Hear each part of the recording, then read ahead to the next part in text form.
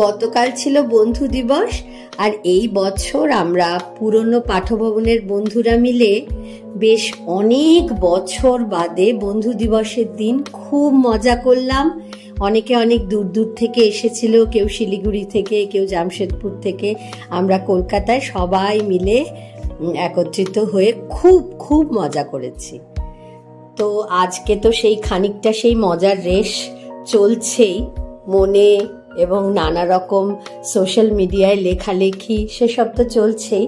তবে তার ফাঁকে আমি আবার একটা কাজও নিয়ে বসেছি, কারণ সামনেই আসছে আমার এক্সিবিশন, এবং সেখানে আমি আমার বানানো কিছু প্লান্টার, কিছু টি শার্ট যেগুলো আমি ডিজিটাল পেন্টিং করেছি সেই সব কিছু রাখবো, সেরকমই আমার প্ল্যানিং। তো আজকে আমি যে ডিজাইনটা আঁকছি সেই ডিজাইনটার মধ্যে একটা খুব মজার জিনিস আছে। আমরা ছোটবেলায় পাঠভবনে পড়াকালীন, শান্তিনিকেতন পাঠভবনের কথা বলছি, পড়াকালীন আমরা ওখানে একটা শান্তিনিকেতনে একটা খুব কমন ডিজাইন আমরা সব জায়গায় দেখে থাকি, সেটা হচ্ছে কাঁঠাল পাতা। এটা আমরা বিভিন্ন অনুষ্ঠানে, আমাদের যখন সাহিত্য সভা হতো, বিভিন্ন রকম যে সমস্ত অনুষ্ঠানগুলো হতো, তাতে আমাদের শিক্ষক শিক্ষিকারা বা আমরাও তাদের সাথে সমবেত হয়ে বিভিন্ন ধরনের যে আলপনাগুলো আঁকতাম, তাতে এই কাঁঠাল পাতার কিন্তু একটা খুব স্ট্রং প্রেজেন্স ছিল। এই কাঁঠাল পাতা ডিজাইনটার খুব একটা স্ট্রং প্রেজেন্স।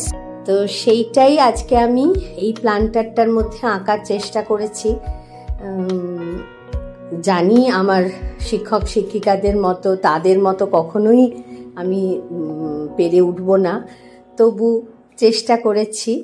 তো সেই এই যে মাঝখানে মাঝখানে যে পাতার যে ডিজাইনটা, এইটাই হচ্ছে টিপিক্যাল কাঁঠাল পাতা ডিজাইন, যেটা আমাদের পাঠভবনে ছোটবেলা থেকেই আমরা মোটামুটি বিভিন্ন অনুষ্ঠানে, বিভিন্ন কাজে আমরা এই আলপনা ডিজাইনটা ব্যবহার হতে দেখেছি।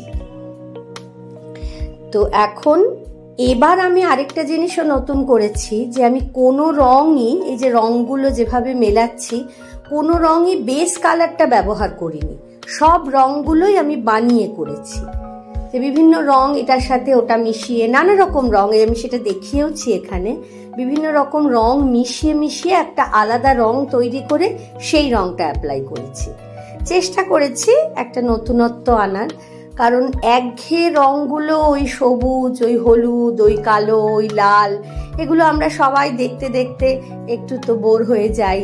আমিও বানাতে বানাতে ওই এক ধরনের রং দিয়ে প্লান্টার আঁকতে বা বিভিন্ন রকমের অবজেক্টের মধ্যে আঁকতে আঁকতে আমারও কিছুটা একঘেয়েমি এসে গেছিল। তো সেই জন্য আমি চেষ্টা করেছি এই প্লান্টারটাতে বিশেষত প্রত্যেকটা রঙই আলাদা আলাদা করে বানিয়েছি। এই রংটা যেমন একটা আলাদা রং বানিয়েছি, আবার যে মেরুন, একটা রেডিশ মেরুন যেটা বানিয়েছি, সেটাও অনেকগুলো রং মিশিয়ে বানিয়েছি, একদম যাতে একটা অন্যরকম ইম্প্যাক্ট আসে। চেষ্টা করেছি, অন্তত আমি আমার তরফ থেকে চেষ্টা করেছি। দেখা যাক এবার তোমাদের সবার কেমন লাগে পুরো আঁকাটা, এবং আমার এই রং মেশানোর পদ্ধতিটা বা আমার বানানো রংগুলো, প্রত্যেকটাই তোমাদের কেমন লাগে তোমরা আমাকে লিখে জানিও। আজ তাহলে এই পর্যন্তই রইল। সকলের জন্য রইল শুভেচ্ছা, ভালোবাসা, ও ছোটদের জন্য রইল আশীর্বাদ। তোমরা সকলে আমাকে জানিও তোমাদের কেমন লাগছে, আমার এই ধরনের কাজ কেমন লাগছে, আমার ডিজাইনগুলো কেমন লাগছে। সকলে প্লিজ একটু আমাকে কমেন্ট করে জানিও, তাহলে আমারও একটু উৎসাহ হবে আরো নতুন নতুন ডিজাইন বানানোর, তোমাদেরকে নতুন নতুন কাজ, আমার নিজের নতুন নতুন কাজ দেখিয়ে তোমাদেরকে এন্টারটেন করার। আমারও তাহলে উৎসাহ বাড়বে। তোমরা আমাকে প্লিজ কমেন্ট করে জানিও। আজকের মতো এই পর্যন্তই। অনেক ধন্যবাদ।